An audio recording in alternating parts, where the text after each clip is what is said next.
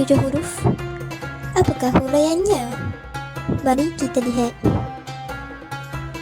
Dalil penurunan Al-Quran dalam 7 huruf. Daripada Umar bin Al-Khattab radhiyallahu anhu, beliau berkata, aku mendengar Hisham bin Hakim membaca surah Al-Furqan semasa hayat Rasulullah sallallahu alaihi wasallam. Maka aku perhatikan bacaannya. Tiba-tiba, ia membacanya dengan banyak huruf yang belum pernah dibacakan Rasulullah kepadaku. Sehingga hampir saja aku memukulnya di saat ia sedang solat. Tetapi, aku berusaha sabar menunggunya sampai salam. Selepas selesai salam, aku tarik selendangnya dan bertanya, siapakah yang membacakan iaitu mengajarkan bacaan surah itu kepadamu?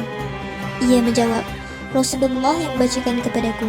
Lalu aku katakan kepadanya, dusta kau. Demi Allah, Rasulullah juga telah membacakan kepadaku surah yang aku dengar engkau membacanya tadi, tetapi tidak seperti bacaanmu. Kemudian, aku bawa dia bertemu Rasulullah dan aku ceritakan bahawa aku telah mendengar orang ini membaca surah Al-Furqan dengan huruf-huruf yang tidak pernah engkau bacakan kepadaku. Maka Rasulullah bersabda, bacalah surah tadi wahai Hisham. Hisham pun kemudiannya membacanya dengan bacaan seperti ku dengar tadi. Maka sabda Rasulullah, begitulah surah itu diturunkan. Baginda bersabda lagi, bacalah wahai Umar. Lalu aku membacanya dengan bacaan sebagaimana yang diajarkan Rasulullah kepadaku. Maka sabda Rasulullah, begitulah surah itu diturunkan. Dan sabdanya lagi, sesungguhnya Al-Quran itu diturunkan dengan 7 huruf. Maka bacalah dengan huruf yang mudah bagimu di antaranya. Hadis riwayat Bukhari dan Muslim. Hikmah penurunan Al-Quran dalam 7 huruf adalah sebagai satu kelapangan dan kemudahan untuk umat Muhammad sallallahu alaihi wasallam kerana bangsa Arab sendiri mempunyai bahasa Arab dan lahjah yang berbeza. Apakah yang dimaksudkan dengan 7 huruf tersebut? Penulis kitab Taqrib Al-Ma'ani fi Syarh Hirz Al-Amani fi Al-Qira'at As-Sab' memilih pendapat Imam Abi Al-Fadl Ar-Razi yang mengatakan maksud 7 huruf adalah wajah-wajah yang berlaku padanya perbezaan dan khilaf. Apakah 7 perbezaan tersebut? Pertama, perbezaan dari segi isim. Sama ada ayat tersebut dibaca dengan 1 iaitu ifrad, atau 2 iaitu muthanna, atau 3 iaitu jamak. Sebagai contoh, kalimah khati'atuhu dibaca dengan ifrad atau boleh dibaca dengan khati'atu iaitu jamak. Kedua, perbezaan dari segi tasrif fi'il iaitu perbuatan, seperti fi'il madhi yang menerangkan perbuatan yang telah lalu, fi'il mudhari' perbuatan sekarang, dan fi'il amr iaitu seruan. Contohnya, bagi kalimah qala akan dibaca qala dengan fi'il madhi atau dibaca sebagai qul untuk fi'il amr. Perbezaan yang ketiga ialah perbezaan dari segi i'rab iaitu baris.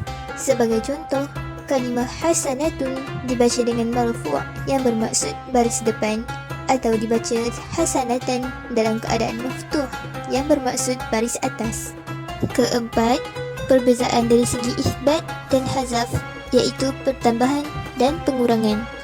Sebagai contoh, وَمَنْ يَتَوَلَّ فَإِنَّ اللَّهَ هُوَ الْغَنِيُّ الْحَمِيدُ. Ayat ini dibaca dengan mengisbatkan kalimah huwa di dalamnya, atau juga dibaca dengan menghazafkan kalimah huwa. Kelima, perbezaan dari segi taqdim dan ta'khir iaitu mendahulukan dan mengakhirkan. Sebagai contoh, kalimah waqatalu wa qutilu. Adapun bacaan yang lainnya ialah dengan mendahulukan wa qutilu kemudian wa qatalu, maka ia akan dibaca dengan wa qutilu wa qatalu. Keenam adalah perbezaan dari segi ibdal iaitu pertukaran.